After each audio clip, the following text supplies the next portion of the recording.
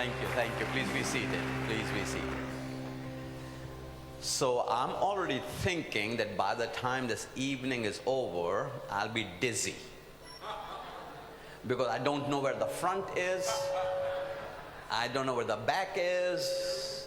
So I'm just going to keep going like this. So if I fall, I'm an old man. So if I fall over from dizziness, it's not a devil. I'm just dizzy. So don't have to cast anything out of me. It's just I fell over from dizziness. It is an honor and a joy to be here with you. I've heard so much about this present place. I have been on your website, studied about you, seen the pictures, and you are doing an amazing work here in this part of the kingdom of God. And so give yourselves a hand for that. And everybody's been saying the same thing about Pastor Tony.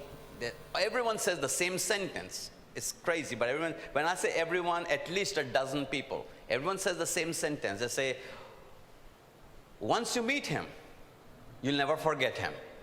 Is that true? Yes. Thank God for Pastor Tony.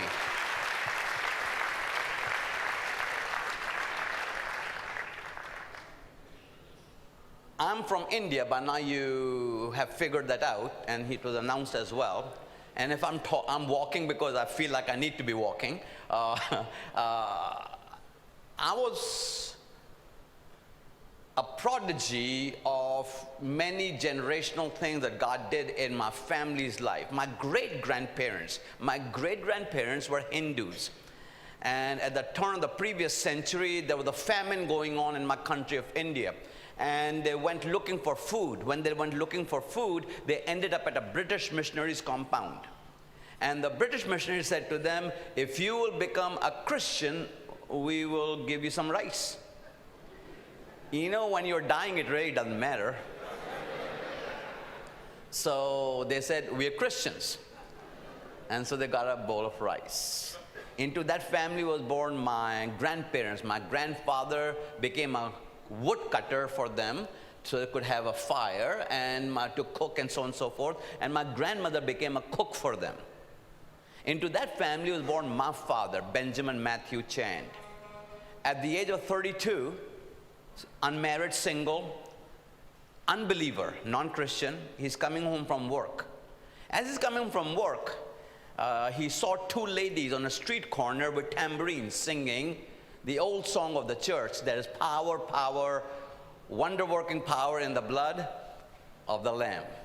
Well, he stopped in to take in the show. He was single, not married, so he had no wife to report to. Some things are true, doesn't matter where you go. And he just stopped there to see what these ladies were doing. So these ladies sang a little bit, they testified a little bit, they preached a little bit, they prayed a little bit, then they gave an altar call on the street corner. And it was on the street corner that the Holy Spirit reached out and touched my father's heart. And he gave his life to the Lord. After the little street meeting was over on the street corner, when the open air out there, then when it was over, the two ladies invited my dad to come to their home the next evening for what they called a prayer meeting. So he went to their home the next evening. So the two ladies, now there are three of them, the two ladies and my father, and they look at him and say, Brother Chand, you are now our pastor. He said to them, you don't understand. I've never been to church in my life. I don't even own a Bible. They said to him, well, the Lord sent us here from another city. And we told the Lord that the first man who gets saved in our ministry is going to be our pastor. My dad started pastoring that church, died on January the 1st, 1991, after pastoring the same church for 49 years and starting dozens of other churches all over North India.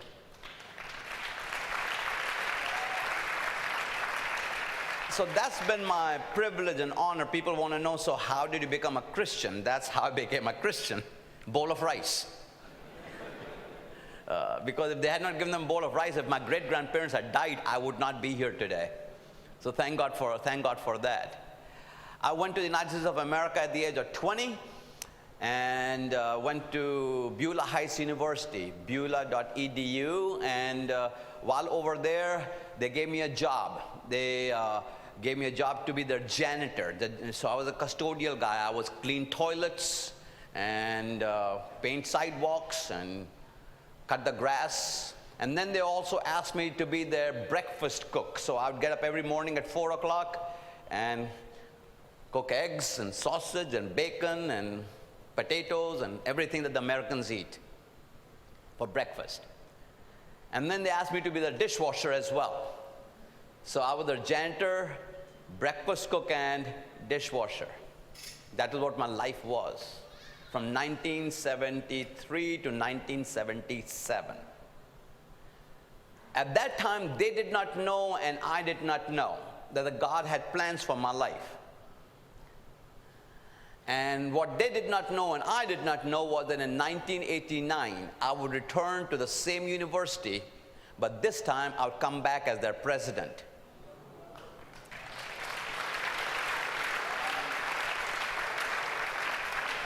And I want to say to all of you that doesn't matter where you are in life, God's got a big, bold move waiting for you. If He was to tell you now what He has waiting for you down the road, you'd be afraid. Because you're going to start looking at life how it is today to where it is going to be down the road. Tonight, I just want to talk about your next bold move. Your next bold move. You have to remind yourself, and I'm going to break it down because my task tonight, as I understand it, is not to tell you what your next bold move is going to be, but give you the tracks to run on. Because if you have good tracks, your train can run on it. How many of you know if you want a faster train, you cannot run it on the old tracks? You got to put down new tracks. What happens in our life is that God gives us a new engine, a faster train. He gives us greater competences, a higher anointing. We become a faster train, but we're still trying to run it on the old tracks. If you try to run a super fast train on old tracks, what's going to happen to the train? It's going to derail. There are going to be casualties.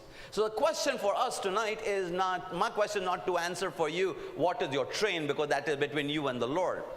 But my task tonight is to lay down new tracks for you.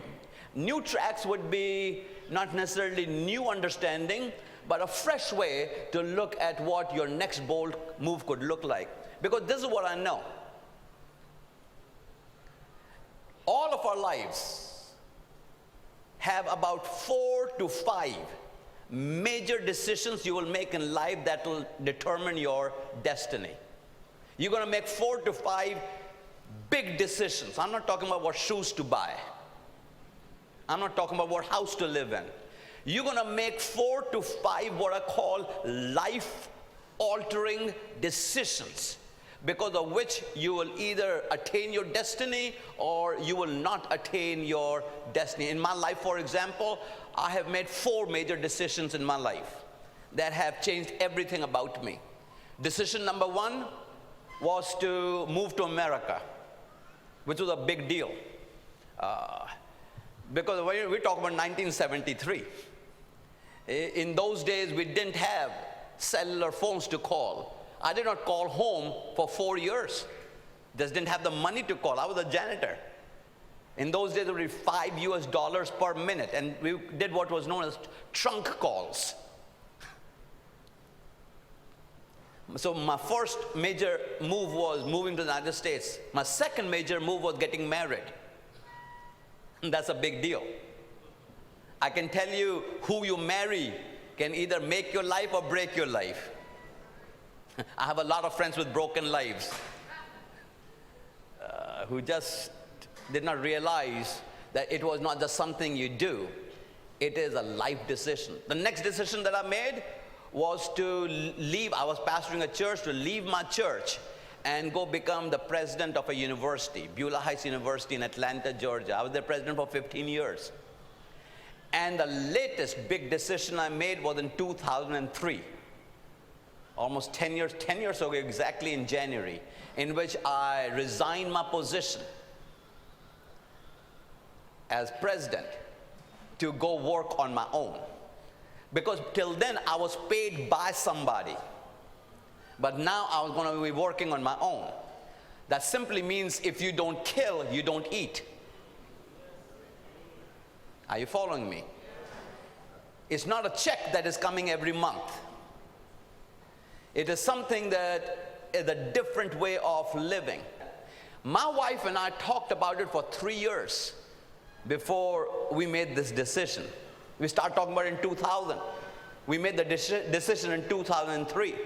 And I'm here to say to you that you will make those 4 to 5 major decisions in your life. And that is what's going to get you to where you are and to take you to where you're going to go. So I want to talk about 4 seasons in your life. 4 seasons in your life. So let me give you the background of that. And I'm going to go very quickly. I'm going to talk about 4 seasons. I'm going to talk about 3 things, 3 essentials. I'm going to talk about 5 steps in your next bold move. So I'm going to go very quickly because I'm trying to lay down tracks for you. This is what I want to achieve at the end of the day. At the end of the evening, in about 3-4 hours, relax. Everyone just checking to see if you're listening. That's all. And you were, so praise the Lord for that. All I want to do, what I want to achieve tonight is to lay down ways of thinking, how you can process where you are going and your next bold move. So before I talk about the 4 seasons in life, I want to contextualize that for you. Every bold move you're going to make will depend on where you are in that season of your life. There are certain decisions I have made I could not make at another season in my life. So let me give you the 4 of them. The first one is your starting season. Your starting season. Your starting season. This is usually between ages 0 to 20. Your starting season. This is what we call providential things. You do not control these things. Where you were born, who your parents are. You know, all life insurance, people will tell you that your longevity in life, how long you're going to live, depends on your parents and their genes. So next time, choose your parents carefully.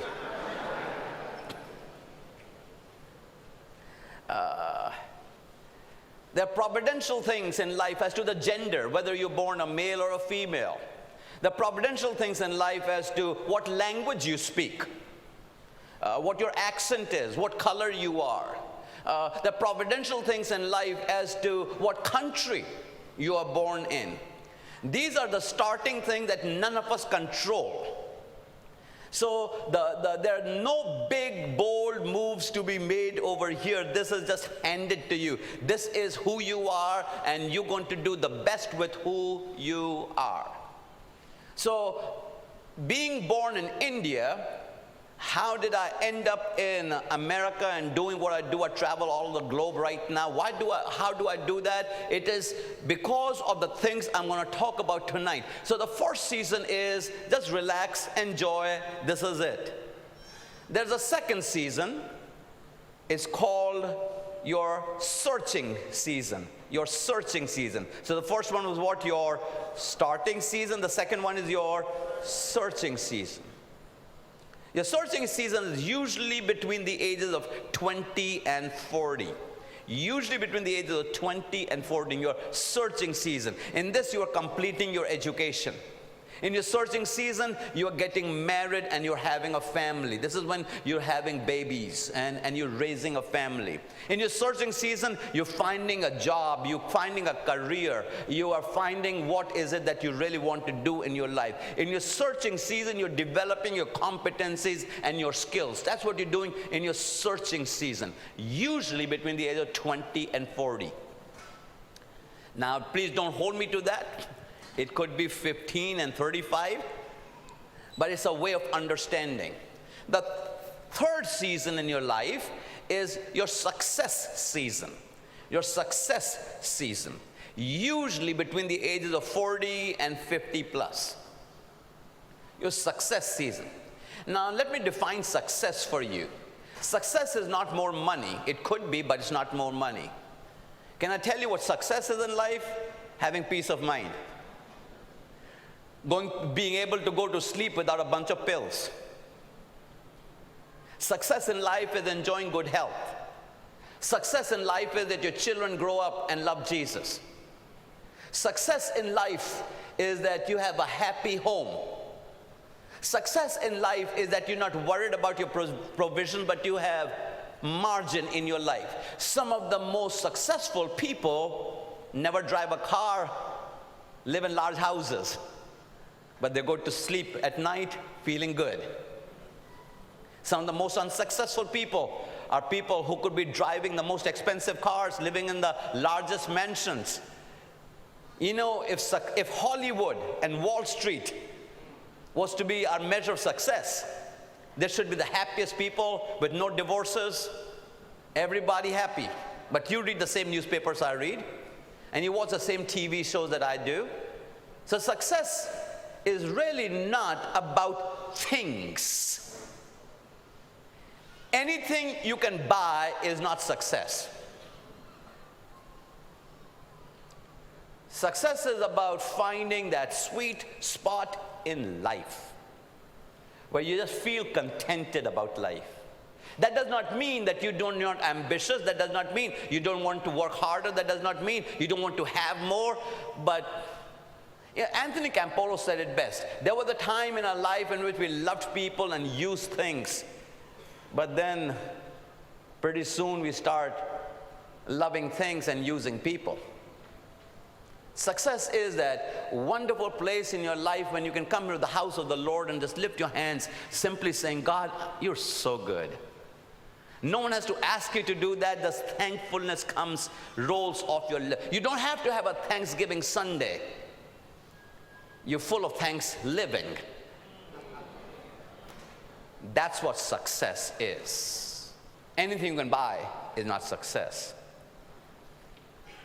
Success is also a place where you're merging your competencies, your gifts, your influence, and your roles. But then there's the fourth season in your life, which is called the significant season. This is usually after 50 till you go home to be with Jesus, till you die. You know, everybody wants to see Jesus, but nobody wants to die. Let me talk about significance. Significance, here's the word I want you to write down. Convergence. Convergence. In significance, you're talking about convergence, about legacy, about destiny. Significance is that place when stuff starts coming together for you, starts making sense. Now, these are seasons of life. So, for example, right now I travel a lot. Last year, I was on 187 flights. So I fly a lot. And I fly all over the world. When my children were younger, I could not do that. But now I have two daughters. Rachel is 32, Debbie is 30. They live on their own. Praise the Lord. They all have their own houses. In the last 5 years, neither one of the two has asked me for any money. Another praise the Lord. So they're grown up. Now they can keep my wife company in a different way. Are you following me?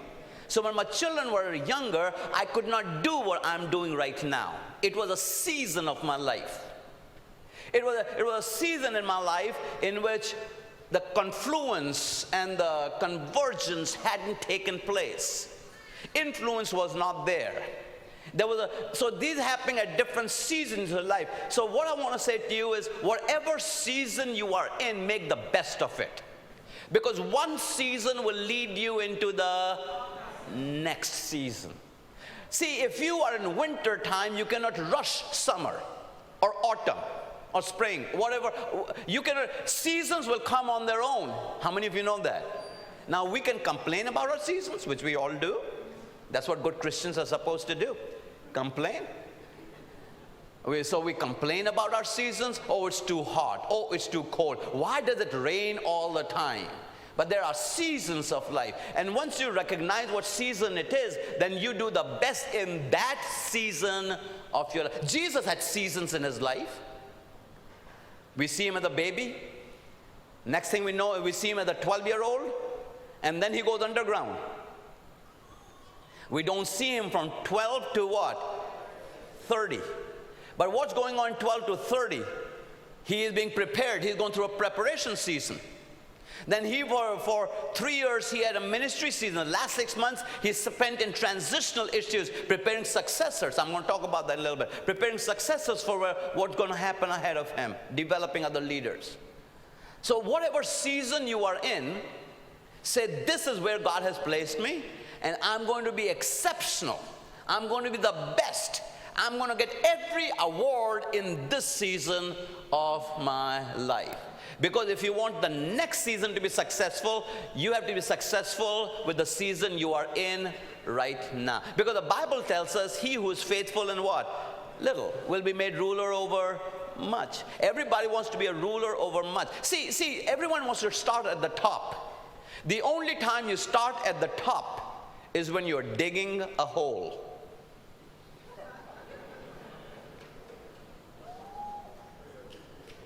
Otherwise, you're going to start at the bottom.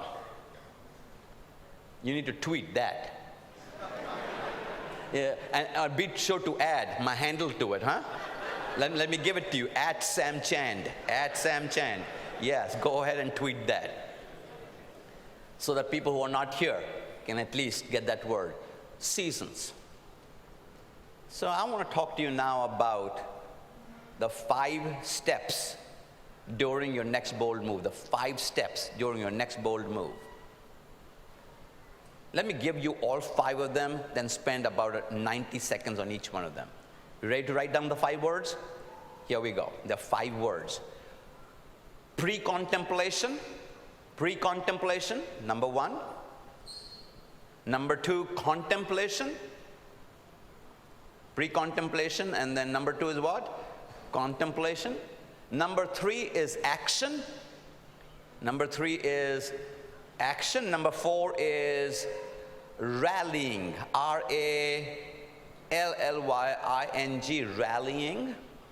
And number 5 is momentum. Number 5 is what? Momentum. Let's talk about pre-contemplation, contemplation, action, rallying, momentum. Pre-contemplation is that place in your life that something inside you is stirring, but you just don't even know what it is. Anybody know what I'm talking about? There's an uneasiness. You wake up in the middle of the night excited and cold sweats at the same time. You know something is happening inside your heart and your mind, but you just don't know what it is. And you think you should, but you keep pushing it away. This is the time that old disappointments, things that did not work out, start surfacing. And you start pushing away the things that are coming up in your mind. But behind pre-contemplation is what?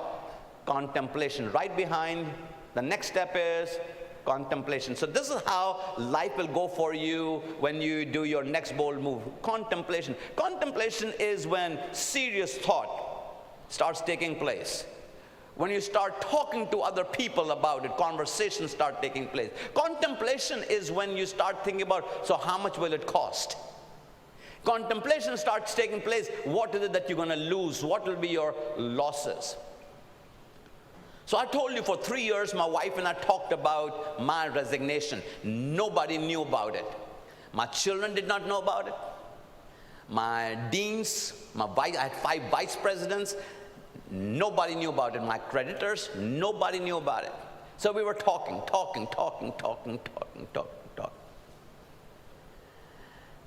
And after a while, there was nothing else to talk about. My wife and I talked about it for 3 years. It was like eating chicken without your dentures. You just gum it to death.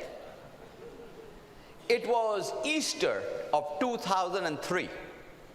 I had just spoken at a church in a town called Columbus, Georgia. Easter.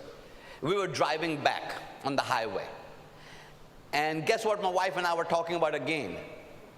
Same thing. But nobody else knew about it. Nobody knew about it. God knew, but nobody else knew about it. My wife was driving next to me, and all of a sudden she said 4 words that changed my life. She says to me, let's go for it. Let's go for it. It's like pull the trigger. Let's make this happen.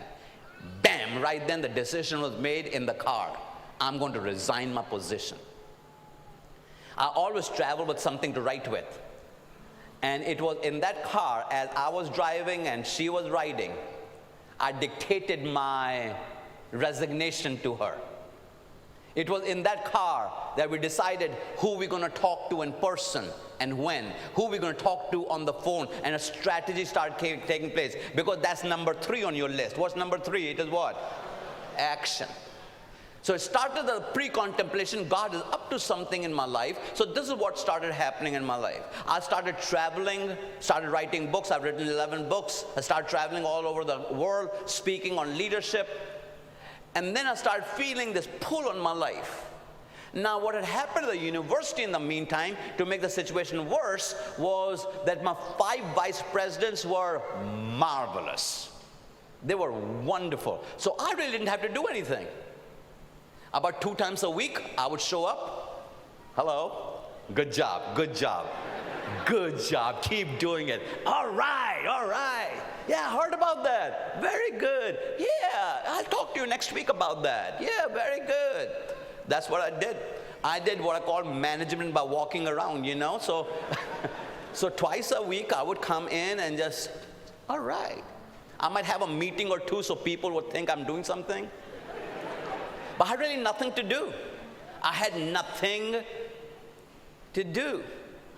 I'd show up at staff meetings and wave at everybody, say about 10 minutes, and then leave and let the vice presidents are going to take care of it from here on. And so that is how my life was. So it was a very easy life. On top of that, I was making more money than I'd ever dreamed I would make. So I'm speaking on large platforms. Other people are running the business. I'm making more money. What's wrong with this picture? So when I heard the Lord for the first time say to me, resign your job, I said, get thee behind me. Because how many of you know once you resign your job, they stop paying you? No job, no pay. Action. Sooner or later, you will come to that place in which you will have to take action. You can pray about it, you can fast about it, you can talk about it, but sooner or later, before you die. So why do you want to die a woulda, coulda, shoulda life, when you could have pulled the trigger? Because I can tell you, I remember the first time we told our daughters. It was Mother's Day, May of 2003, Mother's Day. So we went out to the club to have lunch over there. So it was an intimate family setting in a very nice setting. And so I looked at my daughters, Rachel and Debbie, and I said to them, I have something very important to tell you all. I am resigning from the university. Debbie, my younger one, she's always the one who speaks up. Her first words out of her mouth were, so we're going to be poor again? Yeah. Action. Some of you have been through pre-contemplation, you've been through contemplation, and now it is time for some action. I was in Omaha, Nebraska before I resigned.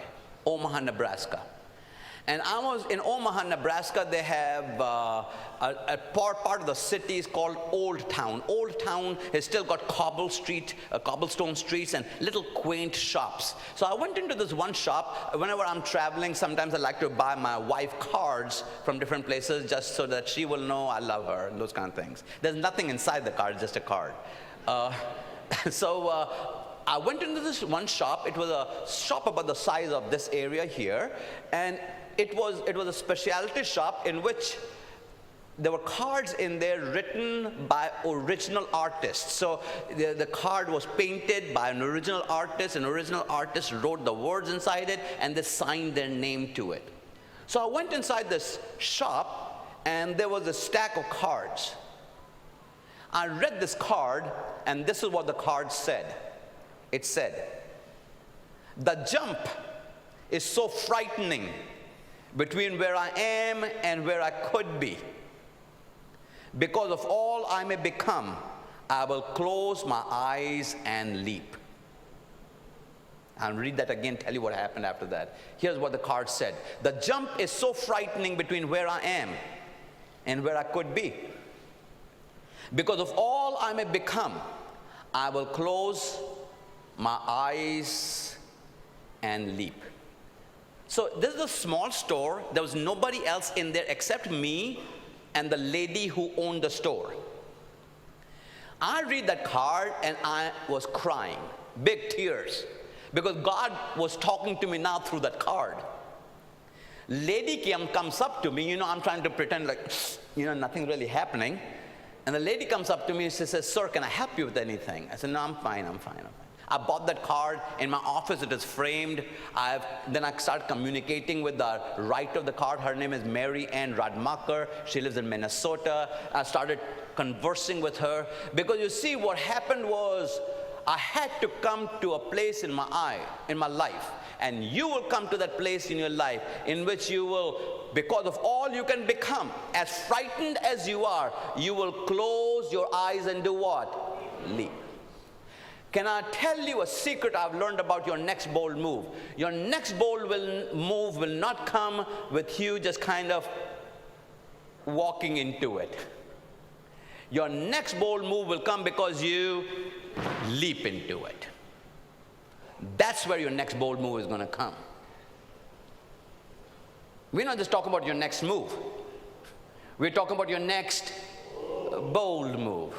And your next move could be, you can walk here, you can do this, you can shuffle around, you can take it easy. But if you're going to make a bold move, you will have to leap into it. The next word is after action is what? Rallying. Rallying is when you try to make sure you're talking to the positive people in your life.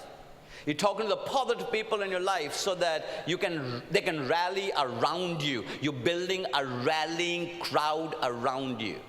Were you watching the Wimbledon? Anybody in here watching tennis? Good old Mr. Murray even had the Prime Minister of England rallying for him, right? The entire UK. If he had lost, he might as well move to Nigeria because they will cancel his passport. So when you make your next bold move, you have to surround yourself with people who will rally. And the last word is what? Momentum. Momentum comes from as you move into your next bold move. You will not feel the momentum as soon as you make the next bold move. It's going to come as you start making that move. Momentum is speed plus mass. That's what gives you momentum. That is why it's harder for a train to stop. That's why it's harder for a truck to stop than a car, because a car does not have as much momentum as a truck, and a train does not have as much momentum. A truck does not have as much momentum as a train, because as you're going faster and you have more behind you, you gain greater and greater momentum. Most people do this. They will leap into it, and because they don't get momentum right away, they start coming out of it. They don't wait long enough to gain momentum. That is why most small businesses, startup businesses, close within the first 2 years, because they thought they'd get momentum in the second month. You just have to wait till the momentum comes behind you. So I want to conclude with 3 essentials to succeed in your next bold move. 3 essentials to succeed in your next bold move. Essential number 1, you have to have a dream. You have to have a what? Dream. Let me say a few things about dreams. Don't let anybody else dream your dream, because they will always dream it too small. I want to say that again. Don't let somebody else create your dream, because they will always dream what? Too small. Number 2, about dreams. Don't scatter your dreams on poor ground or negative people. Don't scatter your dreams on poor ground. So don't go talking about your dreams to people who are not dreamers themselves. Remember the 2 pregnant ladies in Luke chapter 1 and chapter 2? Elizabeth and Mary. Elizabeth is pregnant in spite of her husband's old age. Mary is pregnant because she has not had relationships with a man. So 2 very opposite things. But when the 2 pregnant women met, both of them were carrying a dream inside them, right? And when the 2 dreamers bumped, guess what happened? The babe did what? When you are around dreamers, they bring out the best out of you. When you're around dreamers, they don't hold you down. When you're around dreamers, they talk more about your dreams than their dreams. When you're around dreamers, something within you leaps. When you're around dreamers, they say to you, go make it happen. When you're around dreamers, they say, if you'll do that, I will support you. When you're around dreamers, they're the wind beneath your wings. Then when you're around dreamers, something good happens. But why do we take our dreams 9 times or 10, and the first people we talk to are the negative people in our life, known as relatives?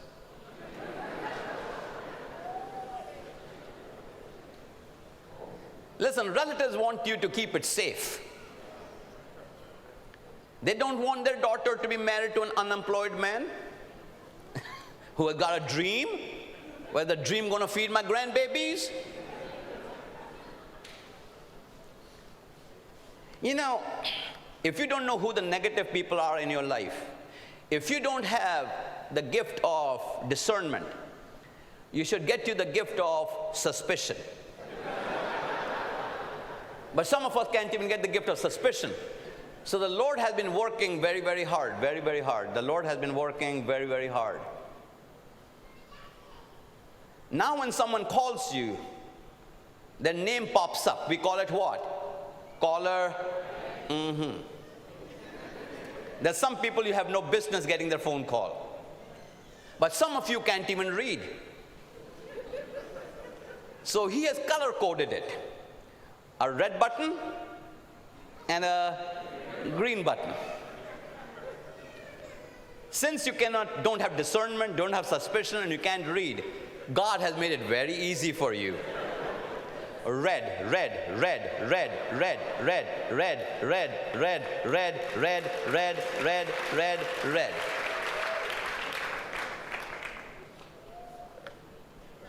And they see you on the street saying, man, I've been trying to get a hold of you.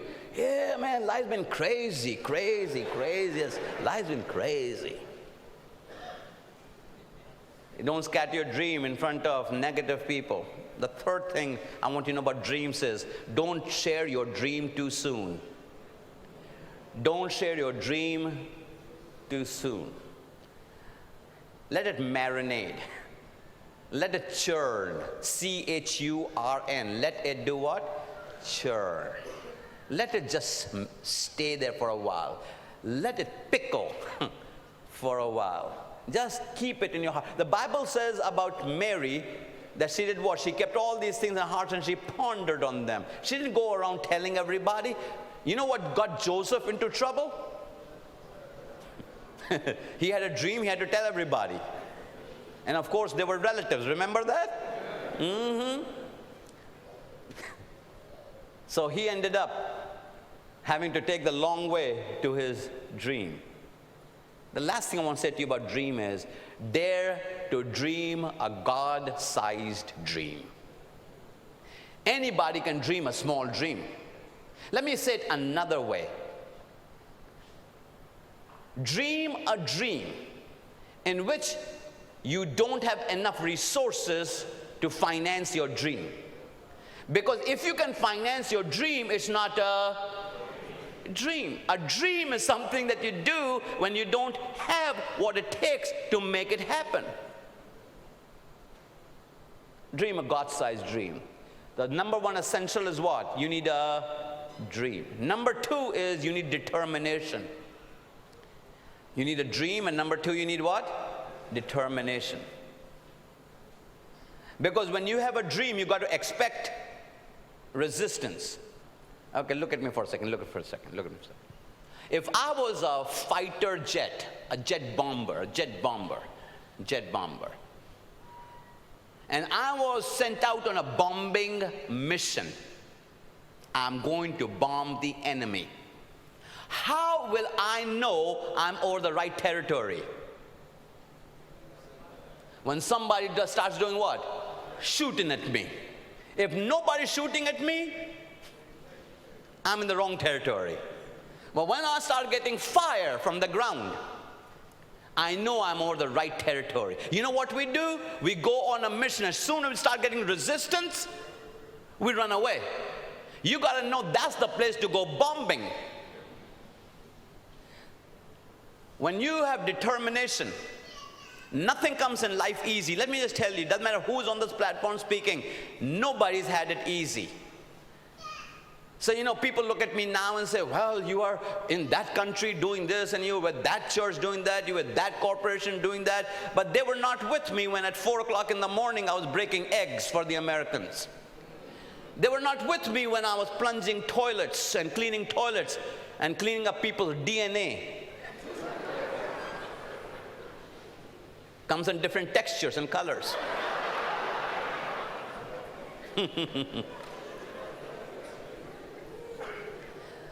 And they were not with me when everybody else was doing their thing and I was washing dishes.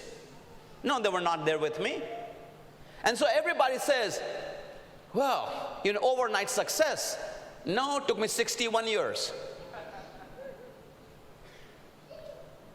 So someone says, so how long did it take you to prepare this message for tonight? Well, I sat down and wrote it out this morning.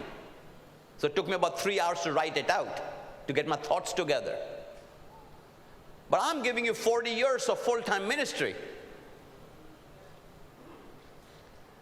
If you don't have determination, there'll be more discouragement in your life than you can do anything with. But you got to make up your mind that once you've taken the leap, you are in it all the way. Determination. The third essential that you need in your life is a developer.